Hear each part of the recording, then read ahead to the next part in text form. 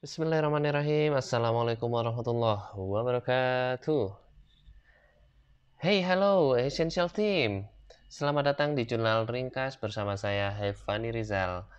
Tadi saya sudah mengupload versi panjang dari review jurnal. Eh, itu menurut kalian gimana? Apakah lebih baik versi panjang atau yang versi pendek?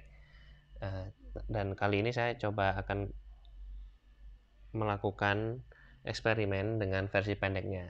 Barangkali kalian suka ya. Kali ini saya akan mereview sebuah jurnal dari Astrid S. Susanto tentang makna dan fungsi kritik sosial dalam masyarakat dan negara. Masalah dan makna kritik sosial. Suatu kritik sosial adalah penilaian ilmiah ataupun pengujian terhadap situasi masyarakat pada suatu masa. Dalam bidang politik, istilah kritik sosial memperoleh suatu konotasi, yaitu mencari kelemahan-kelemahan pihak lainnya dalam pertarungan politik. Arti implisit inilah yang lambat laun mengaburkan makna sebenarnya dari suatu kritik sosial, yaitu bahwa penjabaran mengenai suatu masyarakat, anggota atau elitnya pada suatu masa merupakan suatu analisa yang berbobot ilmiah dan disertai pertanggungjawaban ilmiah pula. Mengingat bahwa pembentukan kritik didasarkan pada proses berpikir dan proses pengumpulan data, maka pertama-tama di sini akan dibahas beberapa masalah yang pernah dipikirkan oleh beberapa filsuf dan dicarikan pemecahannya. Kritik sosial dan faktor masa depan. Kritik sosial biasanya dihubungkan dengan perlunya suatu situasi ideal dan perilaku ideal. Apabila suatu kritik sosial ditujukan kepada suatu elit, maka biasanya yang dipermasalahkan adalah ada tidaknya high standard of performance pelaksanaan fungsi dan tugasnya berdasarkan etos dan moralitas yang tinggi, sebagaimana selalu diharapkan oleh masyarakat luas, lapisan atas yang biasanya merupakan teladan baginya.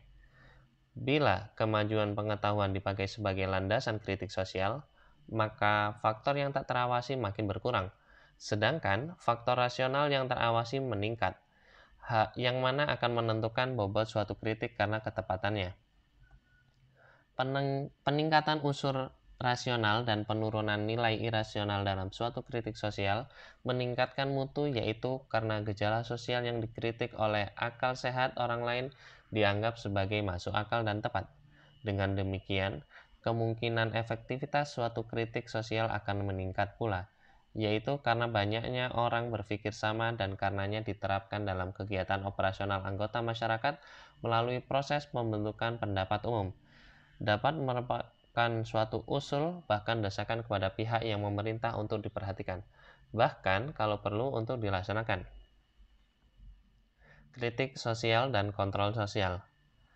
Kritik sosial biasanya dinilai sebagai barometer sosial politik suatu masyarakat. Adanya pendapat yang menginginkan koreksi, perbaikan dalam masyarakat, menjelaskan adanya perubahan nilai dan sistem nilai apabila bersifat pervasif. Sehubungan dengan adanya pendapat-pendapat yang berbeda dalam masyarakat, maka seringkali orang menghubungkan faktor kritik sosial dengan kontrol sosial. Selanjutnya, kritik sosial juga sering dihubungkan dengan pendapat umum, yang biasanya menginginkan suatu yang baru atau hal yang lama telah diketahui untuk dilaksanakan. Dilihat dari segi ini, terdapatlah suatu situasi pertentangan antara kritik yang dijabarkan dalam suatu kritik sosial dan konsep kontrol sosial, yaitu karena kritik menitik beratkan kepada apa yang oleh kritikus dianggap benar, sedangkan kontrol sosial membenarkan pendapat kolektif. Untuk bisa mencari jalan keluar dari pertentangan ini, maka sebaiknya dibahas pemikiran dari Huxley dan Karl Mannheim tentang kritik dan pendapat dalam masyarakat yang disebutkan dalam Mass Society. Julian Huxley membedakan 3 jenis etos, yaitu etos intuitif, etos naturalistik, dan etos berdasarkan teori evolusi. Apa yang oleh pribadi dianggap benar lebih banyak dinilainya sebagai tergolong kategori etos intuitif. Fungsi dan peranan kritik sosial. Adanya kritik dalam suatu masyarakat mencerminkan perubahan yang sedang dialami oleh masyarakat itu. Kritik sosial makin meningkat dalam volume dan tuntutan serta harapannya. Semua justru berdasarkan pengalaman yang baru dikumpulkan manusia Indonesia, yaitu bahwa berbeda dengan alam tradisional, maka dalam alam modern dan demokratis, orang-orang yang pernah ditakuti dapat dicabut kewenangannya berdasarkan kritik sosial secara terbuka ataupun tertutup, asalkan kritik itu didasarkan pada data yang benar dan fakta. Apabila dalam masyarakat tradisional kontrol sosial lebih didasarkan pada seberapa erat dekatnya hubungan pribadi, maka dalam masyarakat modern kontrol sosial lebih bersifat kelembagaan. Kekuasaan yang dimiliki pihak yang berwenang untuk menggunakan kontrol sosial pun tidak dapat dipergunakan lagi berdasarkan masalah pribadi, tetapi mengikuti peraturan-peraturan yang berlaku.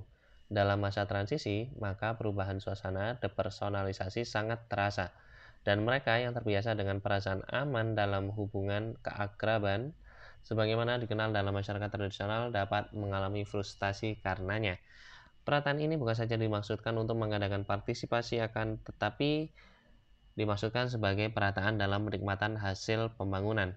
Dalam masyarakat yang mengalami perubahan dari kehidupan tradisional ke kehidupan modern, di mana dalam kehidupan tradisional masalah perbaikan nasib lebih ditinjau dalam situasi terisolasi, maka kini dalam pembangunan nasional perataan diharuskan untuk terjadi dalam bentuk makro, di mana pemerintah selain harus memikirkan perataan hasil-hasil pembangunan secara geografis, harus juga memikirkan perataannya secara sosial politik.